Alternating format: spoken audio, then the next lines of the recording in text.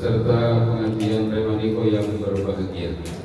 Semoga kehadiran kita di sini senantiasa mendapatkan rahmat dan barokah dari Allah Subhanahu wa Ta'ala. Terlebih dahulu mari sama-sama kita membaca doa bersama. Bismillahirrahmanirrahim.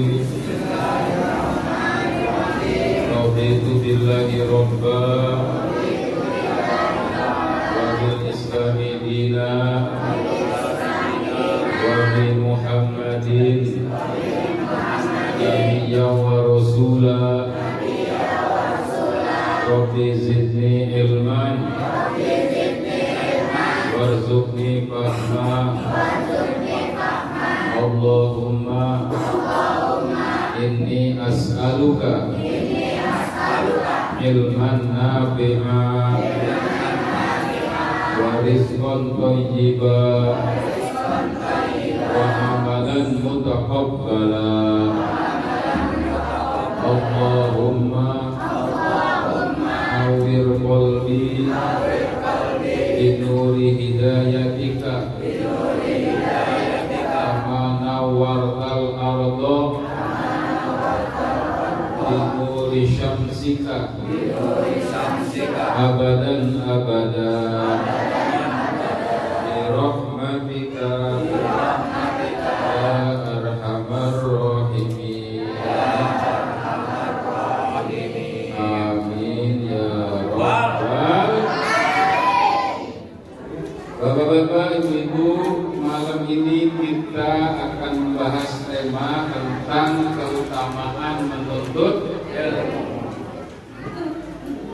Sebagai seorang muslim, setelah kita menjadi muslim, atau kalau orang tadinya non muslim kemudian menjadi muslim, maka tidak cukup hanya sekedar menjadi muslim saja, tetapi harus dibuktikan keislamannya, kemuslimannya dengan praktek, dengan ejawantah atau dengan implementasi, yaitu dengan melaksanakan semua perintah-perintah Allah dan menjauhi semua larangannya. Antara lain sholat, wajib sholat, maka kita wajib melaksanakan sholat. Ketika Ramadan tiba wajib puasa, dan seterusnya dan seterusnya. Nah, semuanya itu ibadah-ibadah kita kepada Allah, baik sholat termasuk wudunya, ya, kemudian puasanya, itu membutuhkan ilmu. Sebab kalau ibadahnya tanpa ilmu tidak akan diterima oleh Allah Subhanahu wa Ta'ala. Wa kullu man bi ghairi ilmin ya'malu amaluhu mardudatun la tuqbalu. Setiap orang yang beramal tanpa ilmu, maka amalnya itu mardud. Mardud apa? Tertolak, la tuqbal, tidak diterima. Oleh karena itu, di dalam agama kita itu, Islam itu, menuntut ilmu itu jadi wajib. Dan yang dimaksud dengan menuntut ilmu wajib adalah ilmu syar'i, ilmu syariah. Karena kita wajib beribadah, maka menuntut ilmu ibadah itu menjadi wajib. Kita sholat wajib tidak? Maka mencari ilmu, mengetahui ilmu tentang sholat menjadi wajib. Menuntut ilmu sholat wajib. Wudu wajib nggak wudu? Maka menuntut ilmu wudu itu wajib. Menjadi kaya wajib nggak? Ya kan?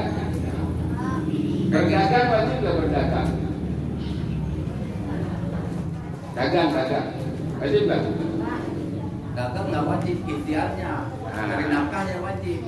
Berarti dagangnya enggak kan? Bisa dengan cara yang lain ya.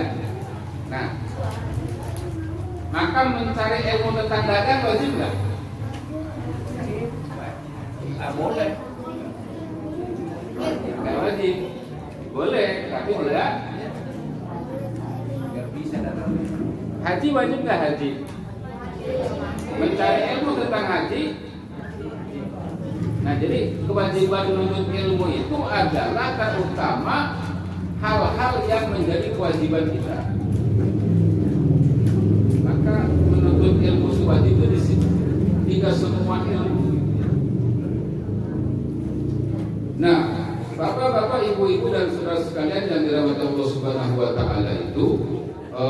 menuntut ilmu itu wajib dan diketahui oleh kaum muslimin, maka orang yang mengetahui tentang itu maka dia tidak akan menelantarkan thalabul ilmi. Dia akan terus menuntut ilmu, tidak mengenal waktu, tidak mengenal batas usia.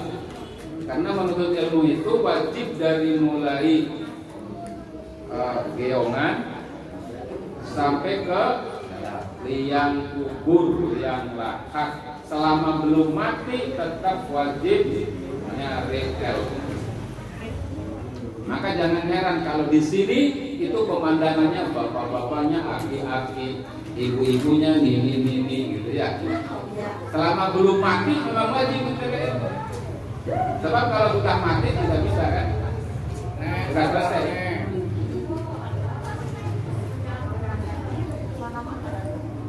Emang panas di suasananya ini. Ini ibu-ibu setuju nggak kalau di sini dipasang AC? Setuju nggak?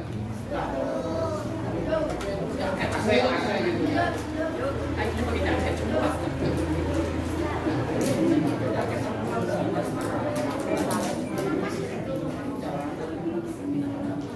Ya setuju aja pasang AC.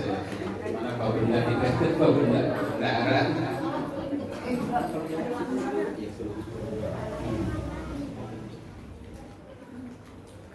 Maka oleh karena itu kita akan mendapati bahwa Ibu sekalian pada generasi awal-awal kita itu luar biasa dalam menuntut ilmu dan mencari ilmu.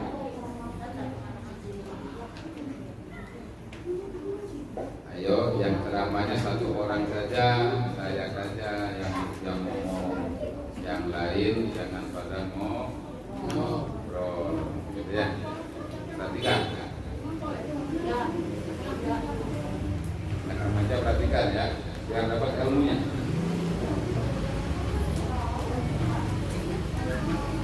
Nabi Musa alaihissalam ya, di dalam Al-Quran itu dituturkan beliau juga menuntut ilmu. Ya, di dalam surat Kahfi ya, di dalam surat Kahfi itu ada cerita tentang Nabi Musa yang menuntut ilmu ke Khidir ya, ke Nabi Khidir ya. Kalau ditimbang mulia siapa antara Musa dan Khidir, tentu saja yang paling mulianya Nabi Musa, karena dia adalah Nabi sekaligus Rasul. Kalau Khidir itu hanya Nabi atau bahkan menjadi diperselisihkan dia kan. Tetapi dalam kisah Al-Kahfi, surat Kahfi itu disebutkan Nabi Musa menuntut ilmu ke Nabi Khidir. Faidah yang didapat dari kisah ini adalah ya kemanapun ilmu itu dicari dan dituntut. Itu Nabi Musa itu berjalan sampai ketemu antara persimpangan dua lautan. Atau aku kalau nggak ketemu dia, guru itu akan terus berjalan sampai kapanpun. Ini menunjukkan bahwa mencari ilmu itu harus tempuh seberapapun jaraknya, jauhnya, dan seberapapun usianya. Itu dari kalangan Nabi dan Rasul. Di kalangan sahabat Nabi yang mulia juga para sahabat terkenal sebagai orang-orang yang haus ilmu. Banyak sekali ya, kita contohkan umpamanya ada sahabat Nabi yang bernama Abu Hurairah. Abu Hurairah itu kalangan Muhajirin atau Ansor? Abu Hurairah dari Muhajirin atau dari Ansor? Kalau Muhajirin itu siapa? Muhajirin itu adalah kaum muslimin yang dari Mekah yang hijrah ke Madinah. Ini Masjid Al-Muhajirin ya kan. Terus kalau Ansor, muslim penduduk Madinah yang memberikan pertolongan kepada Muhajirin. Nah, Abu Hurairah dari kalangan mana?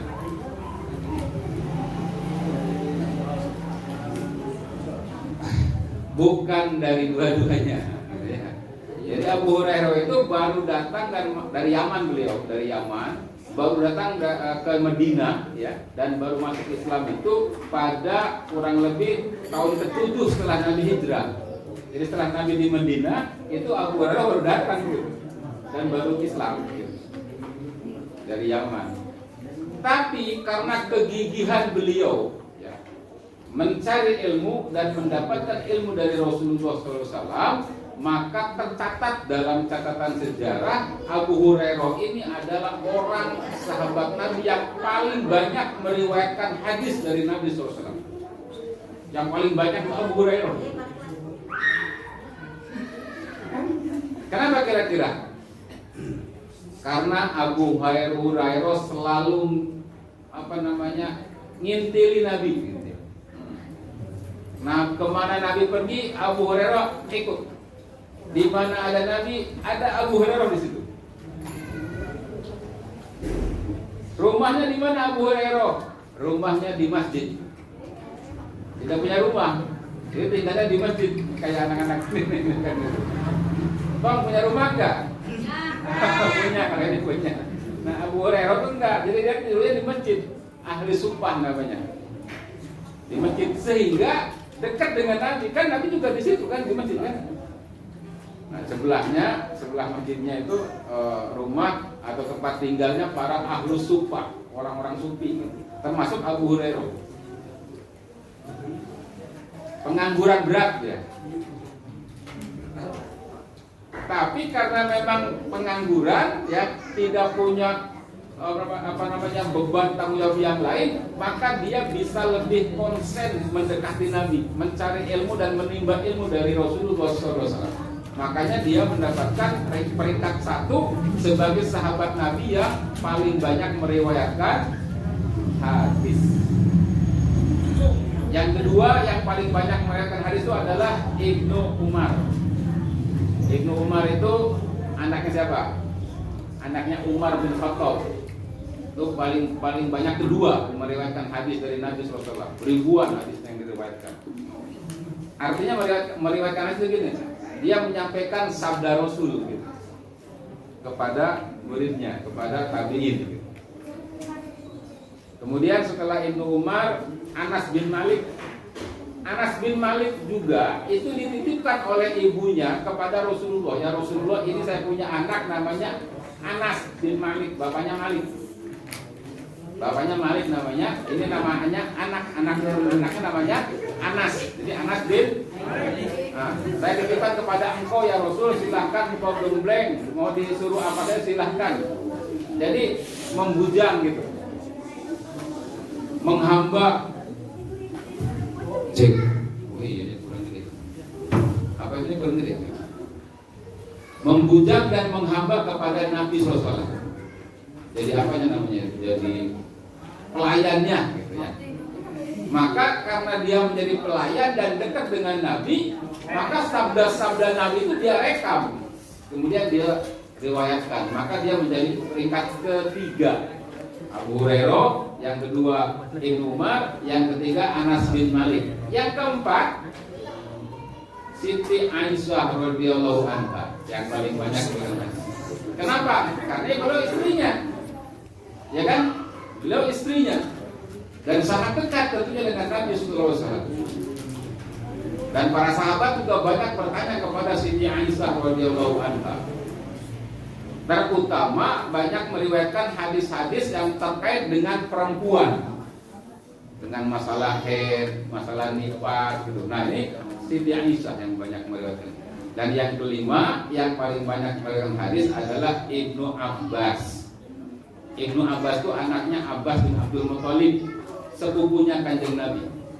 Abbas itu pamannya Nabi, punya anak namanya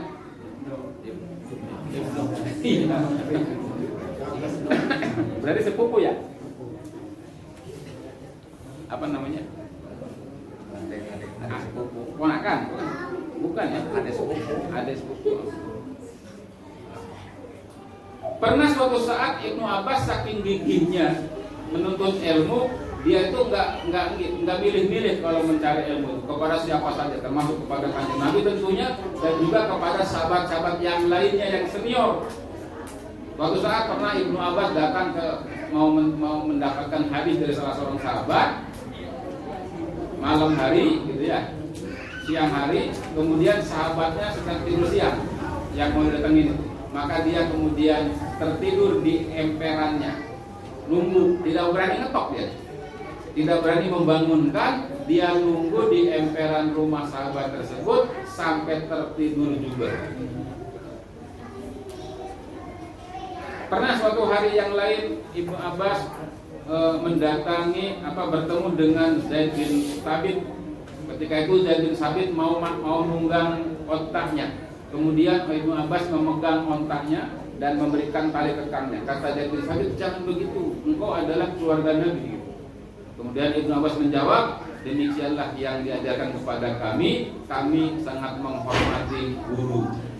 Jadi Ibnu Abbas itu menganggap guru kepada Zaid bin Thabit, sehingga dia memberikan pelayanan walaupun hanya dengan memegang kekang ontak gitu. Kalau di sini sekarang membantu gitu ya, membantu menaikkan ke kendaraan atau membantu membawakan barang bawaannya, tasnya dan sebagainya. Itu pelayanan yang sifatnya kecil, tapi itu adalah implementasi dari sikap hormatnya seorang murid kepada guru.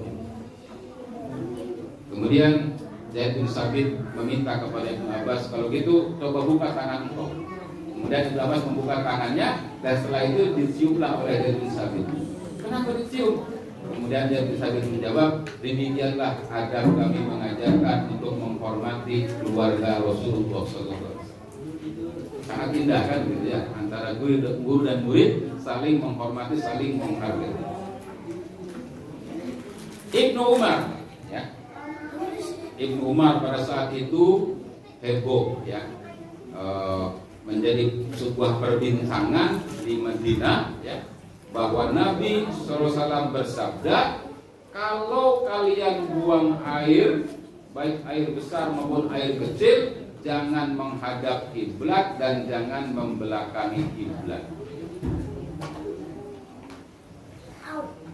Ya, kalau buang hajat, gitu ya.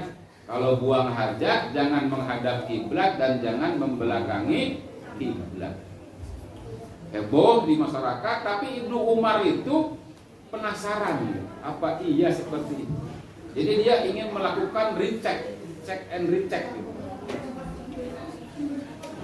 Jadi walaupun itu ada hadisnya Nabi seperti itu, tapi dia penasaran, belum yakin, ingin membuktikan dan meyakini. Maka dia mencari tahu, ya, terus berupaya untuk mencari tahu sampai akhirnya ketemu jawabannya. Pada suatu hari Ibnu Abbas nginep di rumahnya empoknya. Di rumah empoknya namanya Hafsah binti Umar. Ya, Ibnu Umar nih. Jadi Umar bin Khattab tuh punya anak, ada namanya Abdullah bin Umar, Ibnu Umar sebutannya. Yang ada juga punya anak Hafsah gitu ya. Hafsah binti Umar. Nah, Hafsah binti Umar itu dinikahi oleh Rasulullah SAW. Jadi istrinya Rasul. Nah, maka suatu malam Ibnu Abbas nginep di rumahnya Hafsah. Berarti di rumahnya Rasul kan gitu ya.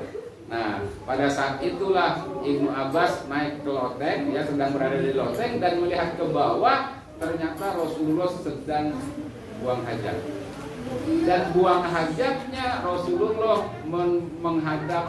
menghadap kiblat. Menghadap kiblat.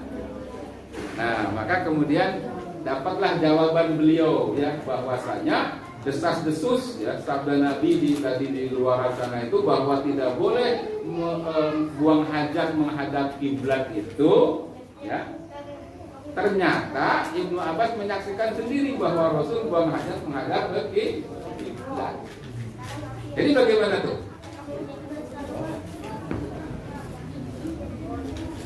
Ada dua hadis. Hadis pertama, Rasulullah bersabda, kalau kalian buang hajat jangan menghadap kiblat, jangan membelakangi kiblat. Hadis kedua dari Ibnu Umar, bahwa Ibnu Umar melihat Nabi buang hajat menghadap kiblat. Kan hadis itu bisa perkataan, ya kan? Bisa perbuatan, betul tidak? Ya. bisa ketetapan. Nah, kemudian dari dua hadis ini ya, itu kemudian berkembang pendapat para ulama. Ya, pendapat para ulama cukup banyak pendapatnya. Ada yang mengatakan pokoknya tidak boleh kalau buang hajat itu menghadap kiblat atau membelakangi kiblat. Pendapat yang lain, yang tidak boleh menghadap kiblat dan membelakangi kiblat itu kalau di lapangan luas, bukan di bangunan, bukan di WC, bukan di kakus gitu ya, tapi di tegalan gitu. Kayak kita ibu-ibu dulu di kampung kan di sawah ya, betul nggak?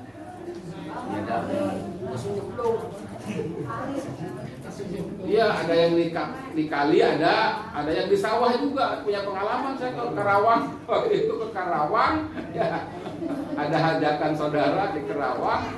Pas sampai sore mau buang hajat, maghrib Pak Isa gitu. Mana WC? Kan kita WC di sini. Soalnya di sawah. Waduh, di sawah. Ya udah, jadi bareng-bareng ke sawah tuh malam-malam. Bukan mau nanam padi, bukan. Mau buang hajat gitu ya. Kebetulan sawahnya habis habis dipanen kan gitu ya. Habis dipanen, belum ditanamin lagi, kering. Kan mesin kering ya. Letak-letak juga gitu kan, apa namanya? Telaan gitu. Ya udah, karena memang hajat penting, namanya hajat butuh kan ya. Kalau ditahan sakit malah. Akhirnya terpaksa di situ. Sampai pada kekecos itu. Ya, kena padi, potongan padi atau rumput-rumput itu. Kecosin ya? Terus buang anunya, ceboknya di mana? Ceboknya nggak ada di situ. Jadi dibawa ke rumah. Coba bayangin tuh ya.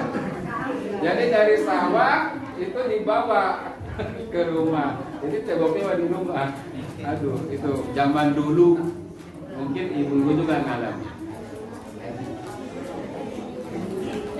Kalau di kampung saya itu di kali dulu ya, sebelum rumah itu punya toilet, itu punya kakus di kali. Ada helikopternya kali itu ya. Jadi sepanjang itu ada helikopter. Ini kakus tuh pakai helikopter, kayak helikopter gitu ya. Ada bangunan bambu gitu ya, ada dikerubungin, ada di situ. Cemplung, kedengeran. Ya, jadi mandi di situ, buang air di situ, nyuci di situ, nyuci beras juga di situ tuh. Jadi kadang-kadang kalau lagi nyuci ada yang lewat pisang goreng. Ya kan?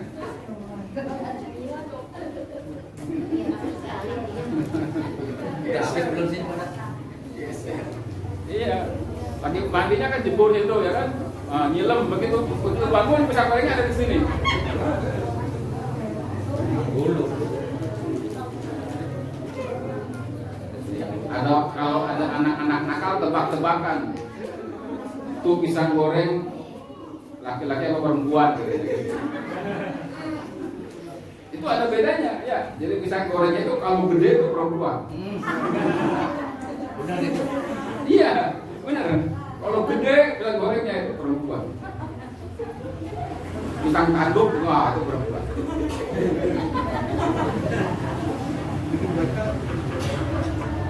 Nah, kalau yang lewat kecil, oh ini laki-laki berarti. Iya, coba aja pakai.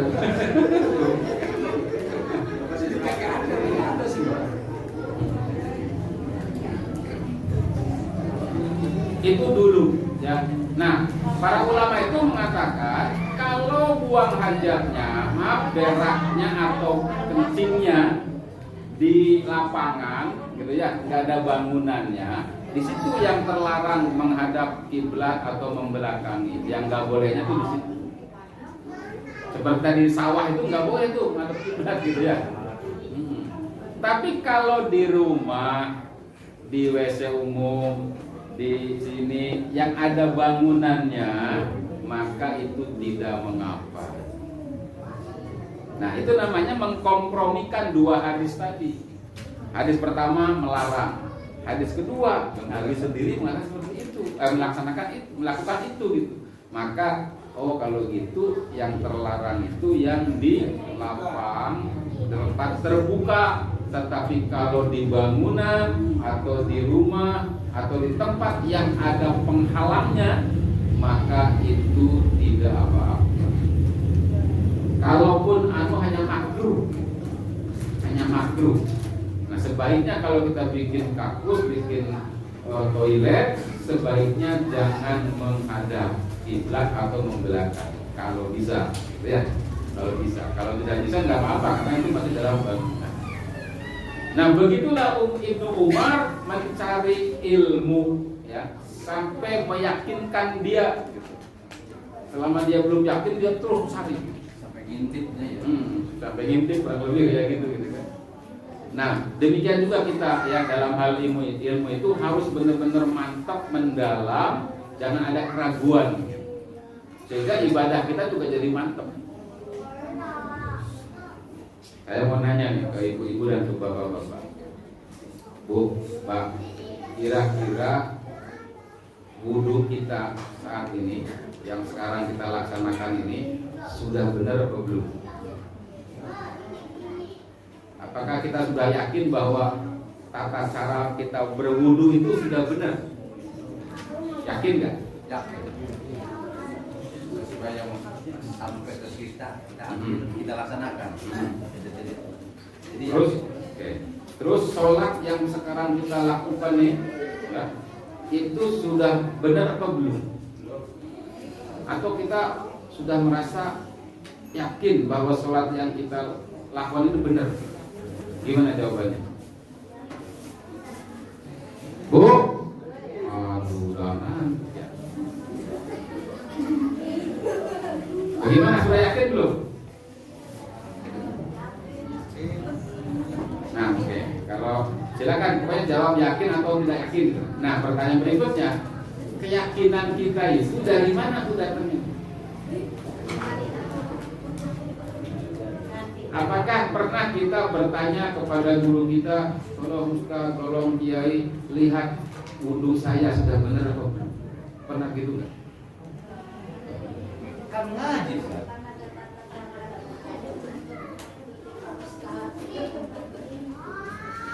Coba tolong lihat sholat saya atau bacaan saya lah, bacaan Quran saya ini sudah benar atau belum? Pernah begitu nggak?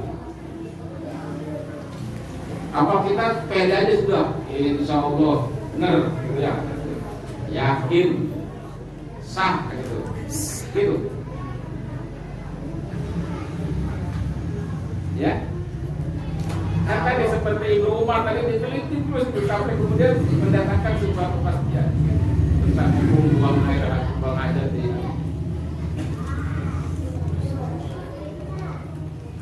Ragu-ragu, ragu nih. Gak ragu kan? Yakin Pak ya, yakin benar. Tapi sambil mencari dan mencari. Tapi kisorannya sampai aku beli usaha dambal nih. Imbai apa? Imbai. Sekarang terakhir ini.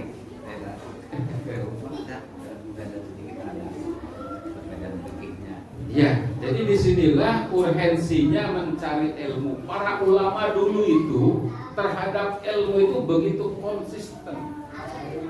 Tidak sedikit orang-orang ulama-ulama dulu itu yang menghabiskan usianya dalam hal ilmu. Karena utamanya ilmu ini, keutamaan ilmu ini. Ibadah itu tidak sah kalau tanpa ilmu kan gitu. Maka ilmu itu menurut sebagian ulama lebih penting daripada makanan. Ilmu itu lebih penting, lebih berharga daripada makanan. Nah, sementara orang kita sekarang lebih mementingkan makanan daripada ilmu. Kalau ilmu itu dipakai setiap saat soalnya. Tapi kalau makanan itu ya paling sewaktu-waktu saja ketika lapar ya. Ketika kenyang mau nggak makan.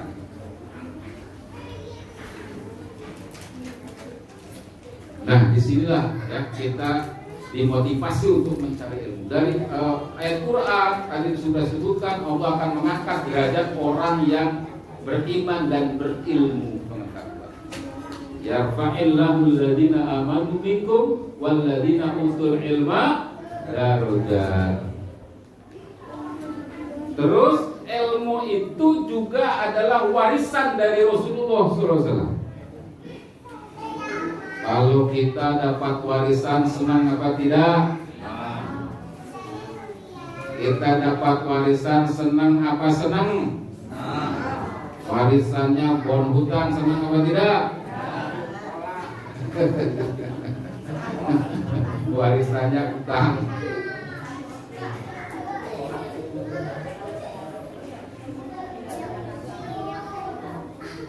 Al ulama'u warathatul anbiya. Kata Nabi, ya. Para ulama itu adalah pewaris Nabi. Ingat nih, perhatikan. Ulama adalah pewaris Nabi, ahli waris. Kalau ada orang meninggal, kemudian ahli warisnya A, B, C, D, berarti A, B, C, D ini adalah pasti orang yang dekat dengan si mayit, betul tidak? Bisa istrinya, bisa suaminya, bisa anaknya, bisa ayah dan ibunya kan, ini saudaranya juga. Gitu. Artinya dekat, gitu, hubungan kerabatnya. Nah, maka kalau Nabi mengatakan al ulama warathatul anbiya, para ulama itu pewaris Nabi, berarti para ulama itu dekat dengan Nabi. Dari mana kedekatannya? Dari ilmu. Ya. Al ulama warathatul anbiya. Dan Nabi lam yuwarithu dinarun wala dirhaman, innama warathul ilma. Dan Nabi itu tidak mewariskan dinar atau dirham. Nabi wafat tidak ada warisan harta, dinar sekian, dirham sekian, tidak. Innama warathul ilma. Sungguhnya para nabi itu mewariskan ilmu. Jadi yang diwariskan itu berarti harta warisnya Nabi itu adalah ilmu. Ahli warisnya siapa? Ulama. Orang yang mengambil ilmu itu dia mendapatkan warisan. Nah, maka kita yang mencari ilmu, mendapatkan ilmu, seakan-akan kita ini sedang mengambil warisan yang ditinggalkan oleh Nabi Shallallahu Alaihi Wasallam. Sekaligus mendefinisikan kita bahwa kita adalah termasuk ahli waris Nabi. Mulia kan? Keuntungan yang lain dari menuntut ilmu, menuntut ilmu itu akan mendekatkan kita, membawa kita, memudahkan kita masuk surganya Allah Subhanahu wa Ta'ala. Yang sering diungkap-ungkap sama saya, man salaka thoriqon yaltamisu bihi ilman sahalallahu lahu thoriqon ilal jannah. Barang siapa yang menempuh satu jalan, menyusuri satu jalan dari rumah ke sini, yang dicarinya adalah ilmu, yang dicarinya adalah ilmu fikih, ilmu tafsir, ilmu Quran, baca Quran dan sebagainya, itu ilmu semua itu kan, ilmu syariat semua. Nah, maka sahalallahu lahu thoriqon ilal jannah, Allah akan mudahkan dia jalan menuju surga.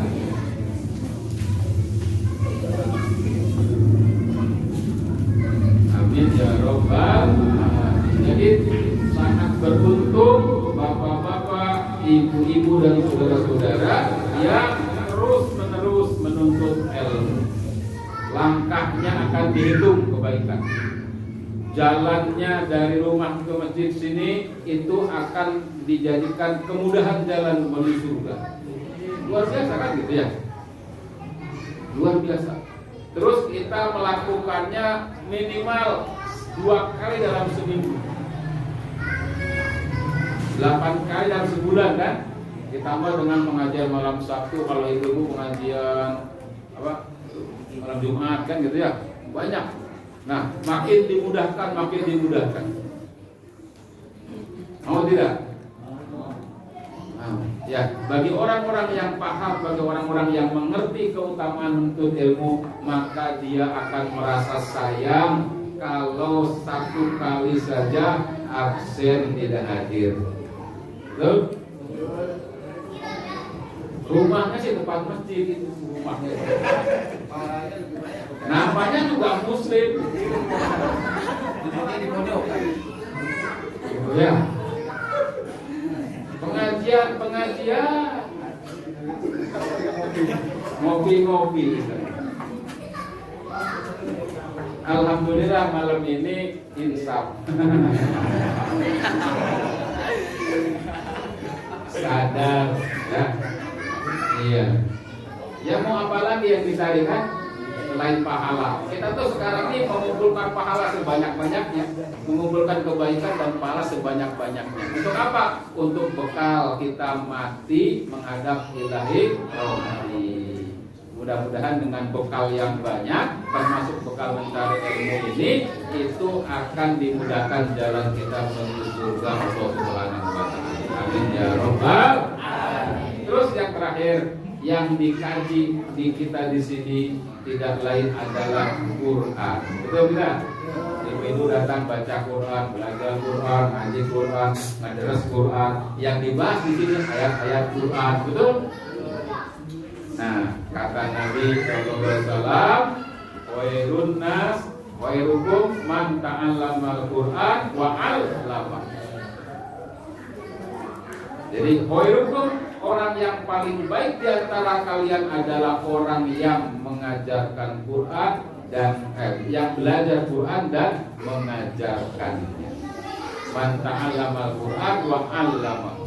Jadi bapak-bapak, ibu-ibu, baik pengajarnya maupun yang belajarnya itu sama-sama akan memiliki derajat yang tinggi, yang baik dibandingkan dengan orang yang tidak belajar Quran.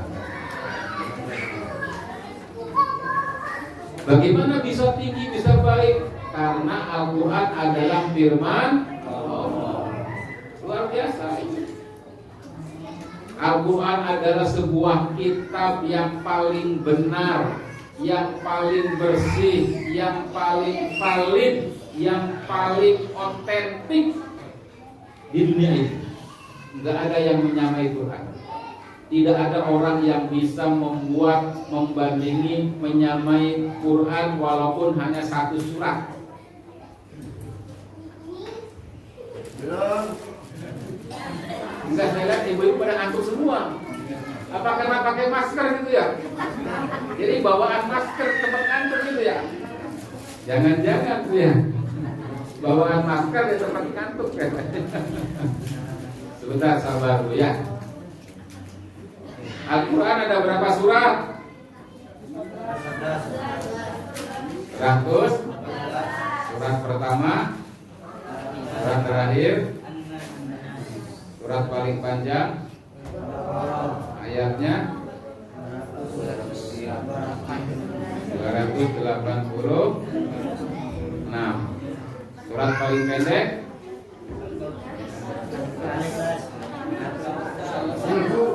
Al-Kautsar. Inna a'tainaka. Berapa ayat? 3 ayat. Ayat paling panjang Al-Baqarah ayat 200.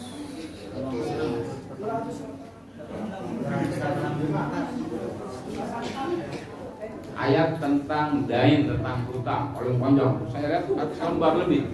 Satu lembar lebih itu satu ayat gitu. Panjangnya satu lembar lebih satu ayatnya. Panjang banget tentang hutang. 282. Coba buka. Ayat 282. Itu ayat paling panjang. Ayat paling pendek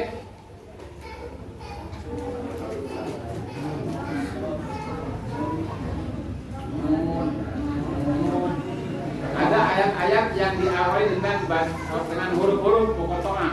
Contohnya nun, shad, ya kan? Terus qaf, ya, apa lagi? Itu satu huruf, ada yang satu huruf. Nun, shad, qaf. Ayat 2 huruf. Yasin, Hamim, ya kan? Terus Toha, 2 huruf tuh. Yang 3 huruf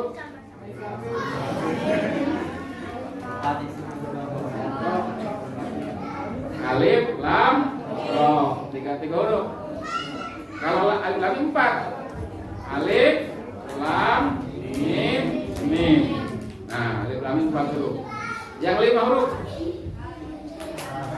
Kaf, ha, ya, ain, shad. Yang 6 huruf.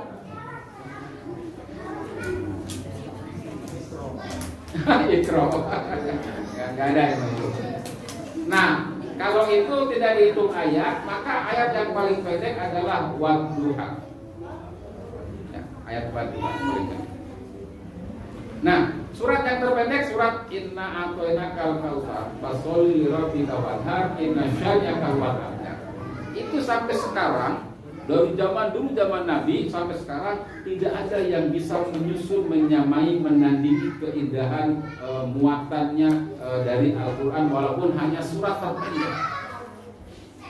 Apalagi yang surat panjangnya ada Al-Baqarah, yang satu ayatnya ada yang selembar lebih gitu panjangnya. Yang pendek banget 3 ayat 1 baris aja itu. 3 ayat 1 baris tuh Mbak Hina, kan 1 baris nih.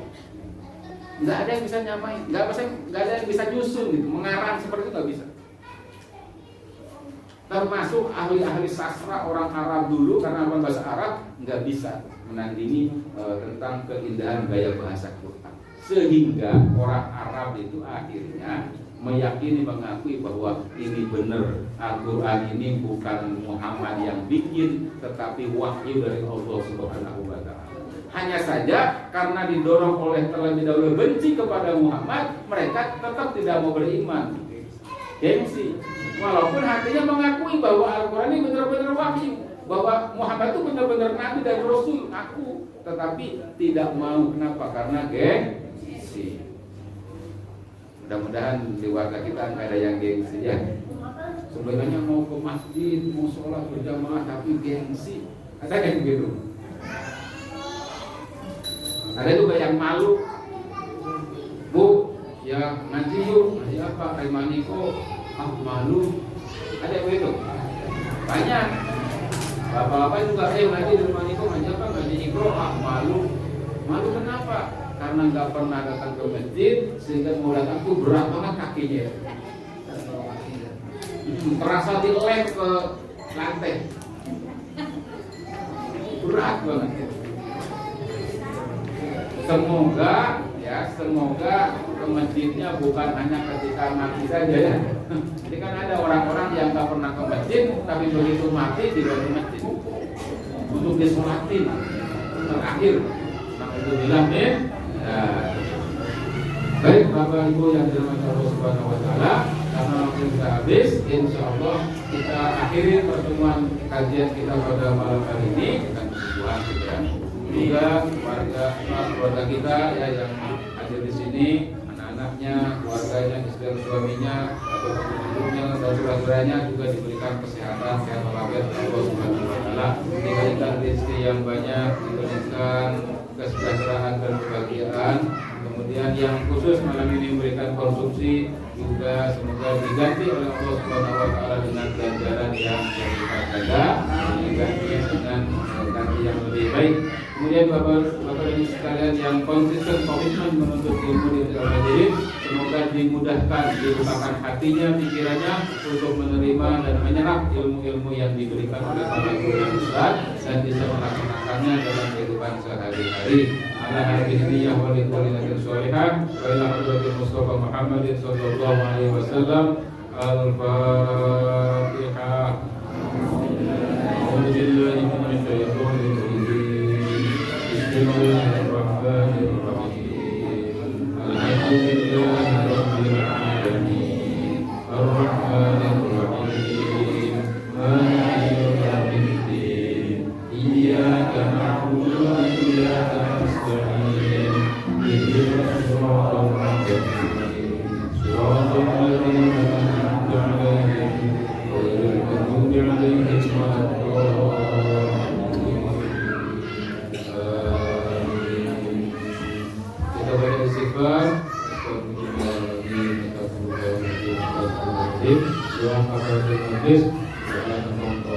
Bihamdika asyhadu an la ilaha illa anta astaghfiruka wa atubu ilaik. Adana wa iyyakum ajmain. Assalamualaikum warahmatullahi wabarakatuh.